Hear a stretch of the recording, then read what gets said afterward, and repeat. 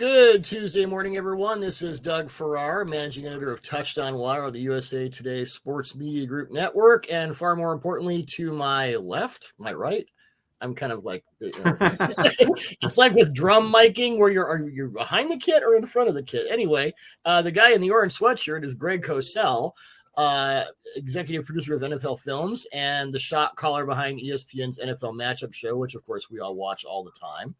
And Greg, great response in the first 2 weeks to the X's and O's pod/video/series of articles.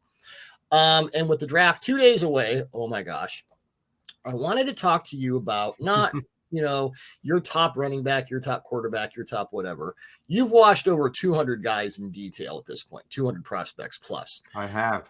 I wanted to get into, and I'm going to do my own list later, but I wanted to get into your list of the guys. He's not going to go in the first round. He's not my top guy at this position, but the players that were just the most fun / interesting / revelatory to watch. Now I have you sent me 6 guys, and I had watched 3 of them to a more detailed degree. I was trying to play catch up this morning on the other 3. And we're going to talk overall concepts beyond just the prospects. I want to start with, and boy, the analytics people are not going to like you, Greg, because you have 2 running backs on this list. And we all know that running backs don't matter. So I don't know what the heck you're doing. Well, it's funny. There's a lot of guys during the NFL season. I do watch college football often on Saturdays, not from, noon to midnight, but, I see some games. But a lot of times when I put on the tape, Doug, and I don't know if it's like this for you as well, because obviously you're NFL focused during the NFL season, but there's a lot of guys I've heard their names, but I don't really know anything about them, Right. so it's virgin territory, as it were, when I put on their tape. Yep. And sometimes I watch a guy and I go, I don't think the tape's really good. And other times I put a guy on and I go, man, I know this guy's name, knew nothing about him, but I'm really enjoying watching his tape. Right. So as you said, these are not guys that are going to be top 40 picks. They might not even get drafted on day 2. Some might not. Fortunately, I don't have to do mock drafts, so I don't think in those terms when I watch players. As you well know, we've been friends for a long time, and you kind of know that I'm into the process of evaluation and then how guys project and transition to the league, not necessarily at what slot they'll be drafted. Right. So I'm in the process of evaluation, and mock drafts basically pay for it. So there you go. Right. So, I was watching two running backs, and one of them I watched last summer, and that was Tank Bigsby of Auburn. I watched his tape last summer, and then, of course, watched him again this year. And then the other was Eric Gray, who played 1 year at Oklahoma, and he was a transfer from Tennessee and was a big-time recruit, I believe, out of Memphis when he went to Tennessee. And, they're a little different stylistically, and you and I both know that in this era of running backs, neither one would be considered special, so they're not going to be drafted high. But it gets into, to me, when I watch backs, it kind of gets into a larger discussion because I'm always conscious of these conversations that are had with smart, reasonable people about running backs, the value of the run game, what that means in today's NFL. Bigsby is a very good runner. Bigsby is the kind of back that, depending upon team and scheme, could be a foundation back in your normal down and distance base personnel type situations. He's that kind of back. He's a physical runner. He's got a little more wiggle and juice than you might think, but he's not explosive. He's not necessarily a take it to the house back, but there's a physical mentality and mindset, and he works extremely well in confined space, and he gets hard yards. Those kinds of backs. He lives up to his first name or his nickname. Correct. Those kinds of backs are necessary in the league. Eric Gray is another guy that is not explosive. He's not, a home run hitter. He's probably a little shiftier than Tank Bigsby, just in terms of looseness of hips and his ability to work, again, in confined space, but he does it differently. He's not necessarily a lower his shoulder guy, but he's quicker with his feet. He's more laterally agile. So he works in confined space differently than Bigsby, but in a sense, they get the same kind of thing accomplished. So getting to that larger discussion about the run game, to me, it's more of a philosophical discussion. I think when when people talk about the run game, and please feel free to jump in because I know you've given this a lot of thought as well. It's not so much that running backs don't matter. It's how you structure your offense, because the reality is at some point you're going to need to run the ball. Now, does that mean that you're the Tennessee Titans and you structure your offense where everything has to work off the run game? Or do you accept that, hey, we need to run the ball at some point? We'd rather have a better back than a worse back. So now how do we best allocate our resources? That sort of it's kind of a philosophical issue. And people may forget, I think it was either in 2000, what was the year the Chiefs made it to the AFC Championship game? And the Titans made it to the AFC Championship game. And I believe they lost to the Chiefs. 19? Was it 19? Could be. Yeah. Well, the point is they were obviously an offense that were structured around Derrick Henry, but they also averaged over 30 points a game that year. So, you can score points with your running back being a foundational piece of your offense, or even being the foundational piece of your offense. So I always struggle with the platitudinous statements that you can't do this, you can't do that. There's a lot of different ways to do things. We all know that it's a quarterback league. We know that. But that doesn't mean that your quarterback's dropping back 60 times a game. There's how do you structure your offense in terms of personnel, in terms of formation? What do you do on first down? Third down is obviously critical in this league, in for so many positions, not just for quarterback or running back for that matter. But obviously we're not going to talk now necessarily in detail about Bijan Robinson or Jahmyr Gibbs, who are likely to be the first two running backs off the board wherever they go. We don't know the answer to that, but one could make the argument that they're weapons. They're not just running backs. Yes. They are weapons. And then it becomes incumbent upon an offensive coordinator to figure out how to get your best weapons on the field and how to deploy them.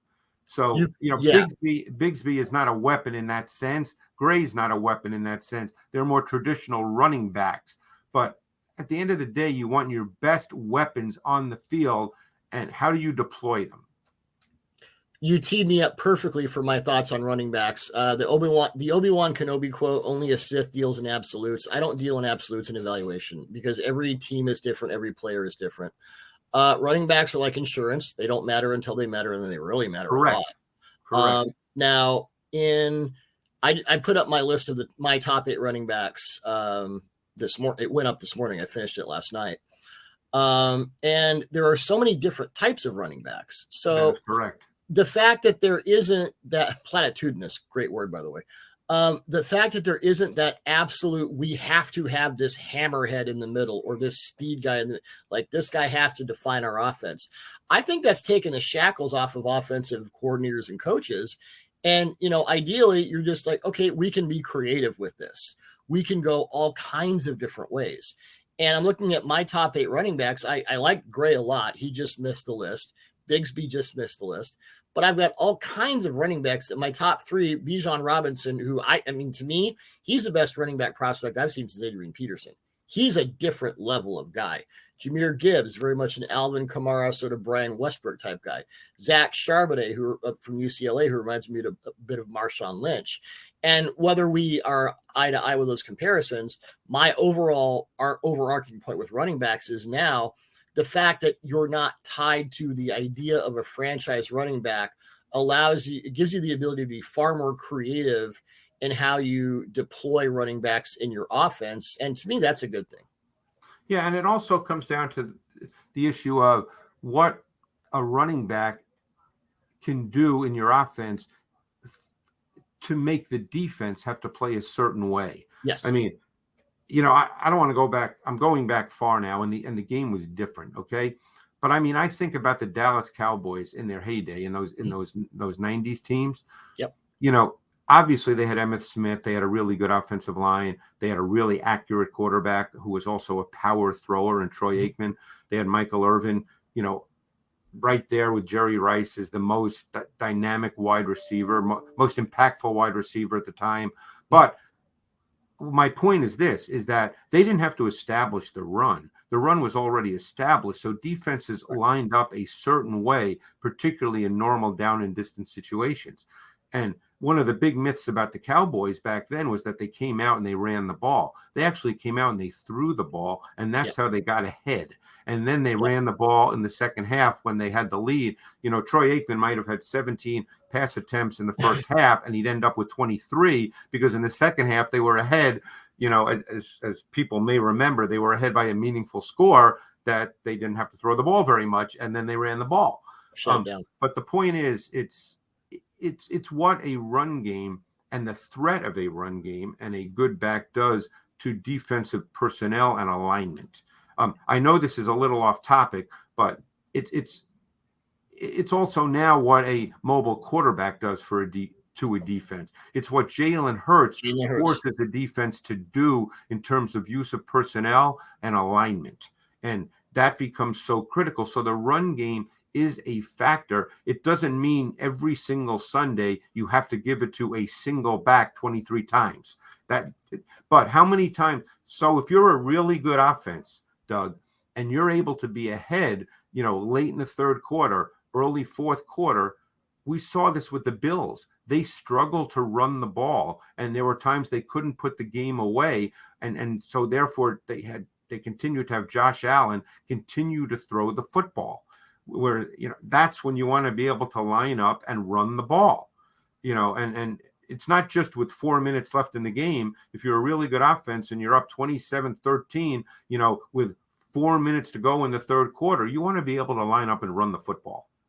And in today's NFL, being up 27-13 in the fourth quarter is no guarantee of victory, as we know. So there's that. I remember Sid Gillman talking in the 70s about using the pass to set up the run, and everyone thought he was crazy. It kind of speaks to what you were talking about. Moving to receivers, you have a guy who is kind of a sleeper on my list, too, is Xavier Hutchinson from Iowa State. And the thing that really struck me when I watched his tape, I mean, nice speed, can get downfield. He had a really good sense of subtle movement to create openings in confined spaces. Like he would eliminate the contested catch with, you talk about Michael Irvin, the subtle push-offs, which in Michael's case were not subtle, but he has that ability to, you know what I mean? He'll put a little elbow in there. He has a really good sense of how to sort of scheme himself open as the ball's coming in. Really good timing with that. I saw that over and over with him. Yeah. And it's funny because how many times do we see people in our business, people you and I respect, might look at a guy like Hutchinson and go, oh, he's not a vertical threat. He doesn't have vertical speed. He's not necessarily phenomenal run after catch, and immediately dismiss him. But that doesn't present a full picture of what this guy is. I mean, he's got really good size. He's a multiple location receiver. He's got inside outside flexibility. Yes. He's got you just hit it right on the head. He's got a refined and nuanced feel for route running. And that stood out for him more than most receivers in this class who we would term better. Yes. And he's got excellent route quickness. Okay. Running routes, there may be no better example than Cooper Kupp. Okay. He ran a 4.62 at the combine. I was there. I don't know if you were there that year. He ran a 4.62, and people immediately said, "Oh my God, the guy's going to be a fifth-round pick. He's no good." And and particularly coming out of a small school, Eastern Washington, all of a sudden he was dismissed. And I'm not being sarcastic, but obviously he's done pretty well in the league because he had an understanding, which Hutchinson has as well, of the pace and tempo of different routes. You don't run all routes at the same speed. You don't run them all at the same pace. There's each route is its own route. And I think with someone like Hutchinson, there's a kind of a smooth quickness, but a refined smooth quickness. It's everything is different, and he has a diversified release package to attack and defeat press, which is really important. Now, I'm going to make a couple of comparisons, and I hope that people don't take it apples to apples. I know you won't. There's a lot of receivers in the NFL who are very good at what they do, but that's what they do. Okay. Right. They're not necessarily, they can't do everything, but they're really good at what they do. Yes. The vibe I got watching Xavier Hutchinson, Keenan Allen. Okay. And Keenan Allen, people may remember Keenan Allen was a 3rd-round pick. So while now he's become a great receiver in the NFL, but he's great at what he is. you're not going to say Keenan Allen, man, that guy's a vertical dynamo. That's No, not but what it said he is expert at that same kind of subtle displacement we were talking about. Yes. But like I said, he was a 3rd-round pick. So people, when he came out, no one said, man, Keenan Allen, he's a top 10 guy without question. I remember watching him at Cal. I really liked his tape in the same way I kind of liked Hutchinson's tape. Yeah. I knew what he was. And he's turned out to be that. So Hutchinson, to me, and again, I don't know whether he's going to be drafted on day 2. For all you and I know, he could be a 5th-round pick. Who knows? Every draft has a lot of receivers, so you never know. But to me, he struck me as that kind of vibe. That's the kind of player he is, but he's very, very good at it. Well, 2 quick stories about Cooper Kupp. Number 1, in my receivers list, I had Jackson Smith-Njigba rated 2 with only Zay Flowers over him. And my comparison for Smith-Njigba was Cooper Kupp, because Smith-Njigba does not really have a 5th gear, but he's so nuanced and practiced in the things he does. And there were similar route concepts. I would agree. That was one of the more easy NFL comps for me to superimpose. Yeah, he might be just a touch juicier in his separation quickness, but Kupp is really, really good. I mean, Kupp just every element of understanding how to be a receiver, Kupp has. Well, and also I got to talk to Vernon Adams, who was Kupp's quarterback at Eastern Washington, and Vernon didn't make it in the NFL. He played in the CFL for a while. Great kid, was really, informative, and he could not stop talking about Cooper Kupp. He said, I played with a lot of good guys. Cooper Kupp is going to take over the NFL. And I'm like, okay, I'll put a check by that. And Vernon was right. So there you go. I want to move to, and I liked this player on your list, one of the more intriguing cornerbacks. And I kind of think if you don't get Devon Witherspoon as your sort of 6 foot 190 aggressive, hands-based, good foot movement corner, you might want to look at Riley Moss of Iowa in the 2nd or 3rd day. He's a really interesting guy. I really liked Riley Moss. Now, I keep seeing a lot of people say that, he should be a safety, which I don't understand. Of course, a couple of years ago, people said that about Alontae Taylor from Tennessee, and I didn't understand that either. And he actually played really well at corner for the Saints because Lattimore was hurt so much this year, and actually had a great conversation with Jeff Ireland about Alontae Taylor, who kind of said, I don't know why people thought he was a safety. But Riley Moss, first of all, he ran, for whatever it's worth, he ran a 4.45, which is pretty darn good. His 10-yard split was phenomenal. His athletic testing measurables were great. This guy, to me, is a corner. I mean, he is smooth and fluid. I wouldn't say he's twitchy and sudden, but he's really smooth and fluid. Yes. He's physical. He's competitive. Very physical. He can play on the outside. Yes. He's got great ball skills. He's got great ball production.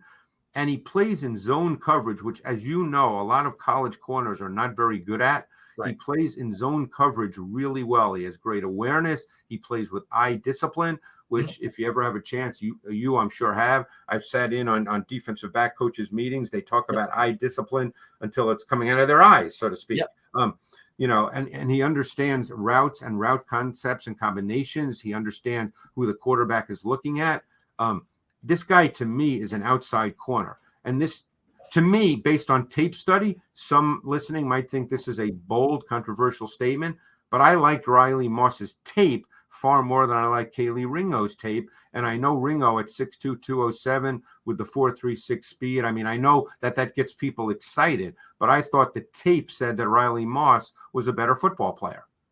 I think that Riley Moss is far more of an easy transition player, if you know what I mean, when he has to turn, when he has to stop, when he has to stop and follow, when he has to match, because so much of defense now it's like placement and matching as opposed to, we're playing cover 3. Well, no, we're not. We're probably flipping our safeties and doing something weird.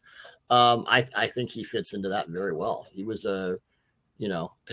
I liked him the more I watched him, and in what you want from a cornerback in today's NFL, I do think he fits that. He's also good in off. He can sort of read things and transition and understand where he needs to be. So he doesn't have to be pressed up on you, which I don't know what his wingspan is, but it looked large. You looked long. You looked like a long guy. Yeah, well, and the other thing that stood out to me, and I don't know if I try to watch anybody who plays in the Big Ten at corner, and if they play Ohio State, you have to watch not only Marvin Harrison, but every receiver they have is a 5-star.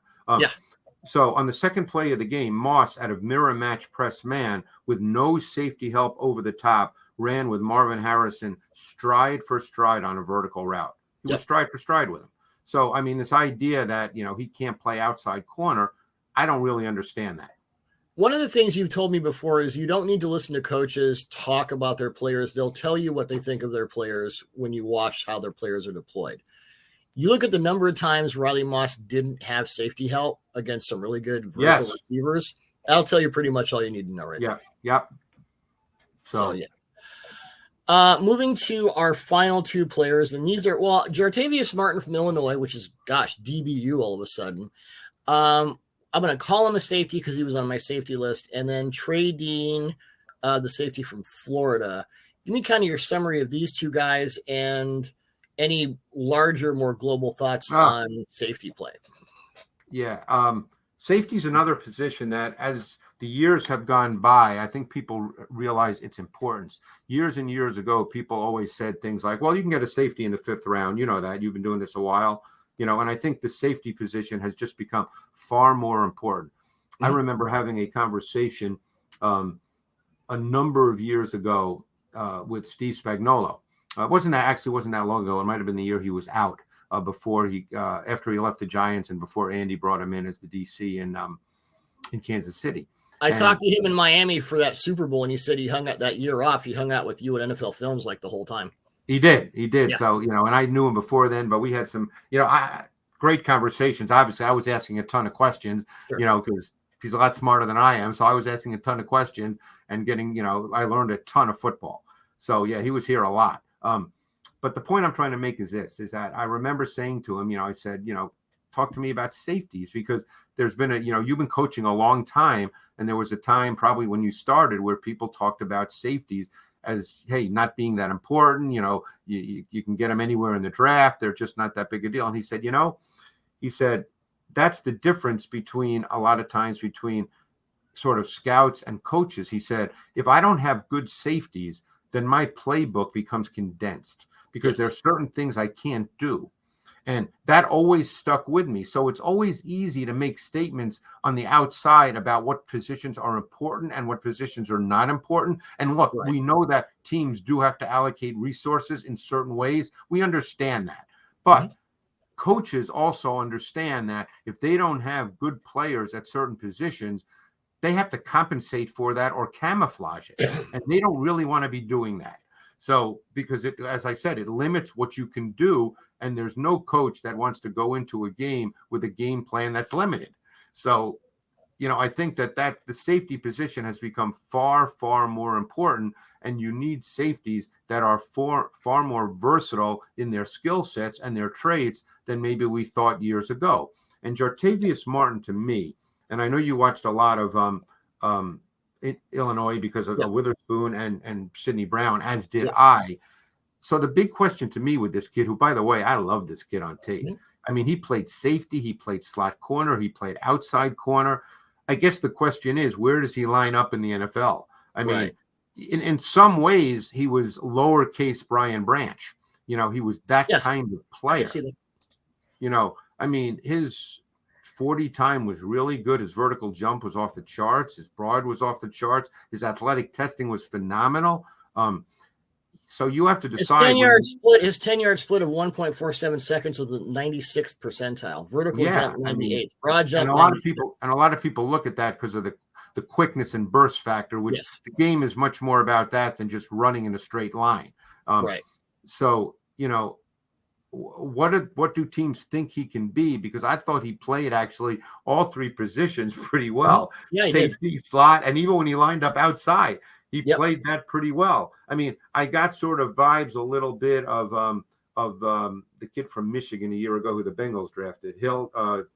Dax Hill. Dax Hill, yes, yes. Who he was somewhat similar. He didn't play outside corner for Michigan, but I thought he had the traits to do so. But he played safety in Michigan's base and slot in their sub. Jartavius Martin is very much that kind of player, but I really, really liked his game a lot. He's just a really good football player. I could And see then the that other guy, because go ahead. no, Go ahead. go ahead. In that the Michigan defense of that time, it wasn't, blitz and play man. It was a lot more spacing and sort of thought and late movement, and you really had to deploy. And there's, not that Illinois' defense is exactly the same, but there are some more. I got kind of a Julian Blackman hit off of him. I think I like him as a safety a lot. I like him as a deep safety a lot. And Illinois played a ton of which he can play. He played a lot of that.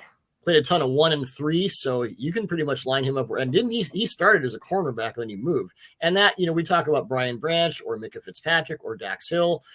When you watch safeties now, and this better than I do, you might play 40% safety and half, if you're playing safety now and you're not playing slot really well, you had better be Ed Reed or Earl Thomas, because you won't get on the field. If you're a safety who can't play slot, and you're not a great, Hall of Fame deep third safety, you're going to wind up in the XFL pretty quickly. And not as many teams now, as Doug, play sort of what the Seahawks did in the Legion of Boom days, where they clearly have a box safety and a free safety, as a post safety. No. Safeties now are far more interchangeable because it allows teams to do more defensively, conceptually and thematically and structurally.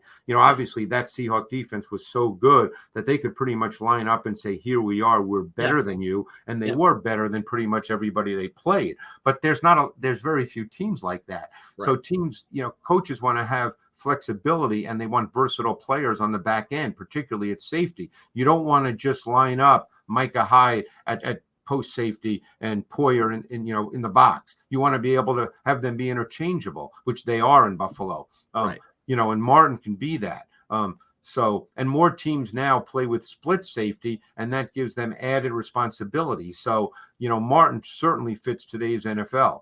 The other safety who is getting no conversation at all, and again, I had not watched a snap of him, and I'm just watching tape, so I'm not going to sit here and say I'm right or wrong. Maybe I'm going to be 100% wrong, and I guarantee a lot of people just immediately soured on him because of his 40 time, which was 4.75. He got it under 4.7 at his pro day. Okay, but that's Trey Dean of Florida. Yeah. Now, I really like Trey Dean's tape a lot. First of all, he plays way faster than that. You watch him; he's a pursuit player. He moves. I mean, he's probably more of a box safety or a quarter safety lining up to the boundary side of the formation. Yes. But this guy has length. He's 6'2" and 5/8, 200 pounds. He's got great length. He's very fluid. He like I said, he looks much faster than his 40 time. Plus he went to school as a corner, so he's got a background as a corner. So he's going to be able to match up with that size and corner background to tight ends, man to man.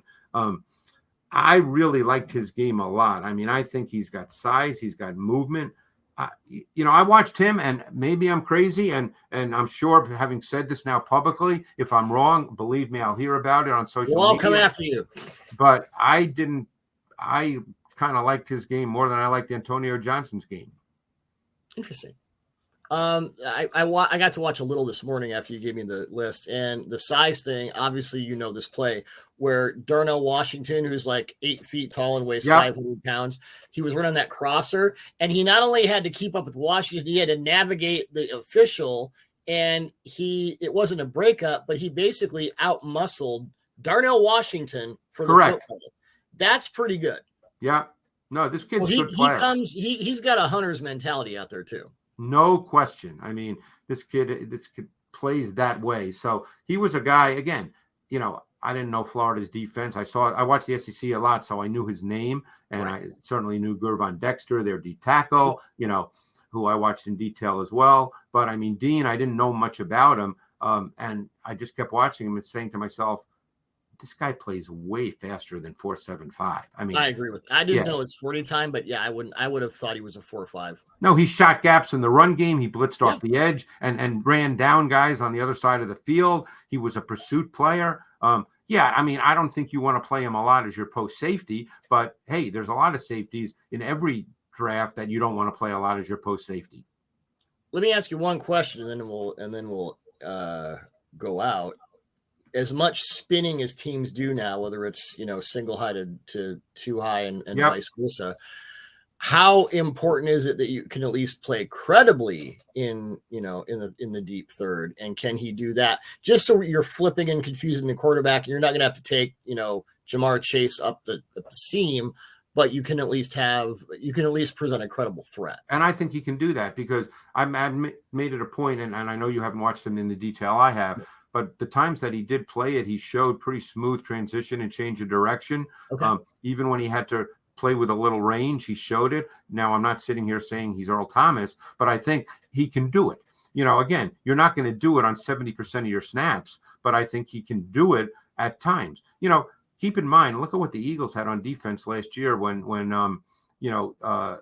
Gardner Johnson got hurt. They were playing with Blankenship and Epps. And you know what? It worked out just fine. Somebody had to play post safety on occasion, and it worked out okay. Yeah, your guy, Trey Dean, played everywhere. Split, middle of the field, box, slot, 22% slot, fits into that thing. 2% corner, all over the place. So, yeah. Well, Greg, that's kind of your I wanted to get your kind of 5 or 6 guys, your sort of all underrated draft team.